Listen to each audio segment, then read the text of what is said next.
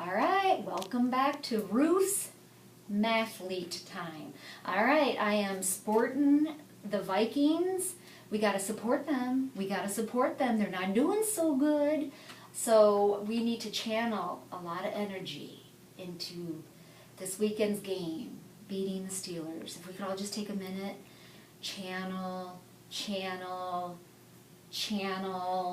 energy. Okay, I feel good about it now. Okay.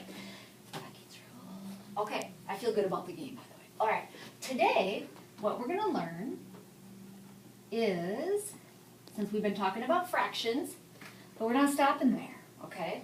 We're going to learn how to go from a fraction to a decimal.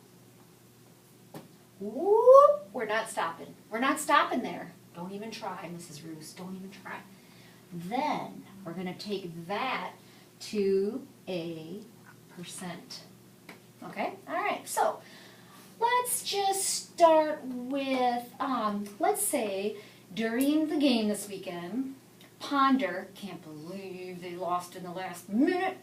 Let's say Ponder, who did a nice job running it in twice. I kind of thought he was running like an old man, but he made it. He got in there for 2 touchdowns. But let's say Ponder throws, oh wow, let's say he throws 32 passes in a game. And let's say he's on a roll. He's beaten the Steelers. He's pumped up. Let's say he completes 30 of those passes. Okay? So we've got ourselves a fraction. 30 divided by 32, or 30 over 32. Well, to go from a fraction to a decimal, all you're going to do is divide the numerator. So divide the numerator by the denominator. Okay? Shortening those up. So, if we do that, Samantha, can I please have the camera? Mm-hmm. Thank you. By the way, Samantha, say hello. Hello. And she's also a Vikings fan. Yep. Okay, so if on your calculator you go ahead and type in or punch in 30 divided by 32 and then hit enter, there's a decimal. Ooh, Ponder, that's looking good. Okay, so 0.9375. Here you go, Samantha. 0.9375. Okay, now, before we go on to the next step, which will be to convert it to a percent, we are going to round this number to the 100th. So, if we round it to the 100th here, you all know how to round. Samantha, if I'm going to round this number, what is it going to go to?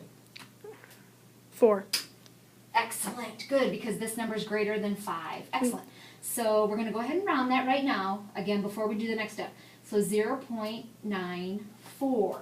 There's our decimal. So we've gone from a fraction to a decimal. Hey, by the way, don't forget, pause me as you're writing this stuff down. Okay? All right.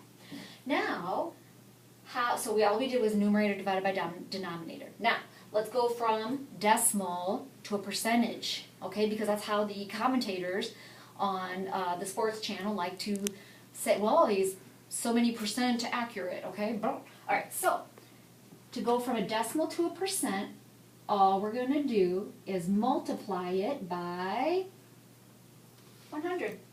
That's it. Samantha, fellow Viking fan, how many zeros are in a 100? 2. 2.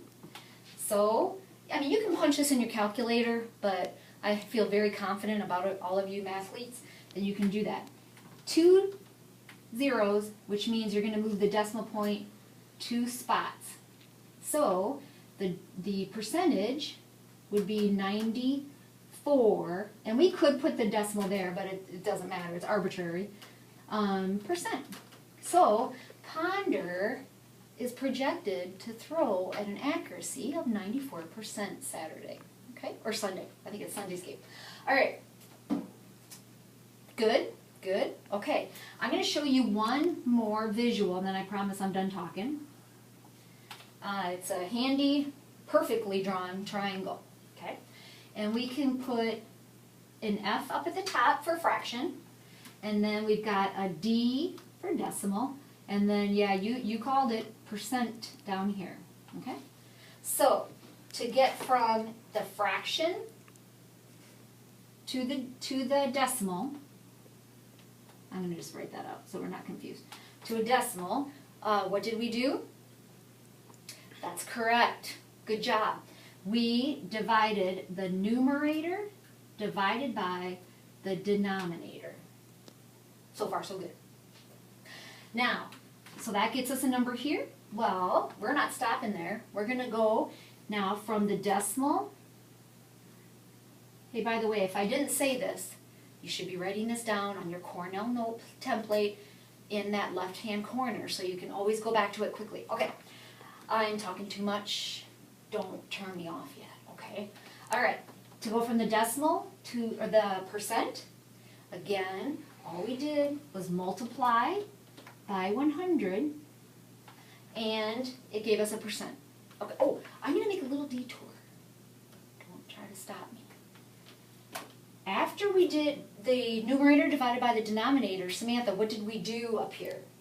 You helped me. You rounded. We rounded.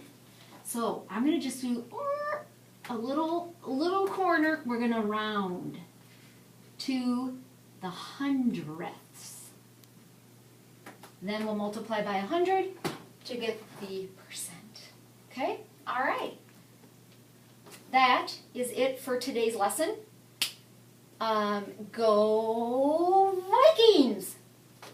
Okay, you can turn it off.